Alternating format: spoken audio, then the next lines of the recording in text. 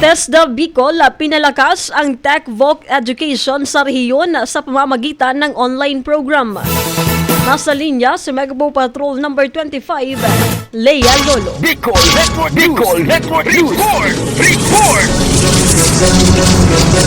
Patuloy na pinapalawak ng kanilang mga programa upang mapabuti ang kakayahan ng mga manggagawa at kabataan sa rehiyon sa pamamagitan ng makabagong teknolohiya at mga tradisyonal na pagsasanay. Sa pamumuno ni Joel L. Navarro, Chief TSD Specialist ng Regional Operations Division ng TESDA Bicol, ipinagmamalaki ng ahensya ang kailang TESDA online program, isang online learning platform na naglalayong magbigay ng pagkakataon sa mga Pilipino lalo na sa Bicol na makapag-aral ng mga kursong technical at vocational gamit ang kanilang mga cellphone, laptop o computer na konektado sa internet. Ayon kay Navarro, ang online program ay isang makabagong hakbang na naglalayong magbigay ng edukasyon sa mga mag-aaral na may limitadong oras, malalayong lokasyon o kakulangan sa akses sa mga tradisyonal na paaralan. Kaugnay nito, mayroong 167 na kurso ang TESDA online program, kabilang na ang mga kurso sa technical vocational skills at ang mga kurso ay libre at pwedeng ma-access ng kahit sino man basta't may internet connection. Sa TESDA din po may TESDA online program o TOP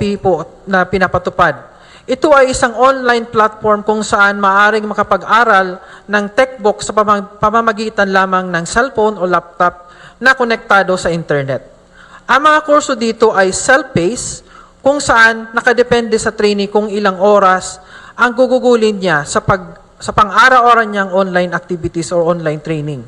Sa kasalukuyan, meron po tayong 167 courses na available sa TESDA online program. Samantala, ayon kay Mariglo L. Macabuhay, SESE Acting Regional Director ng TESDA Bicol, ang pagpapalakas ng Tech Voc Education ay isang mahalagang hakbang para mapaganda. Samantala, ayon kay Mariglo L. Macabuhay, SESE Acting Regional Director ng TESDA Bicol, ang pagpapalakas ng Tech Voc Education ay isang mahalagang hakbang para mapaganda ang hanap buhay ng mga Bicolano. Aniya, sa pamamagitan ng programang ito, mas maraming Pilipino ang magkakaroon ng pagkakataon na matutunan ang mga kasanayan na kailangan nila upang mapabuti ang kanilang kabuhayan at magkaroon ng oportunidad sa iba't ibang industriya.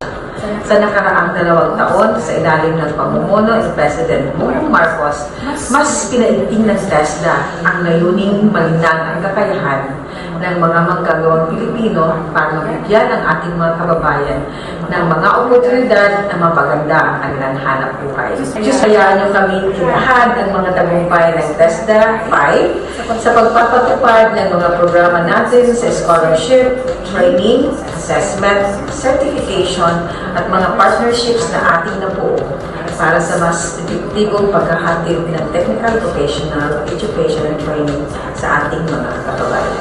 Hayaan niyo kami tuloy namin palalakasin ang TechVoc training sa ating rehiyon at patuloy kaming magbibigay ng upskilling at reskilling programs para sa ating mga kababayan na nagnanais na makakuha ng karagdagang skills na magagamit nila sa pagkakaroon ng hanap buhay at sa pagtatayo ng negosyo. Para sa Bicol Network News, ito sa Megapo Patrol number 25, Lea Lolo, tatak tunay na serbisyo.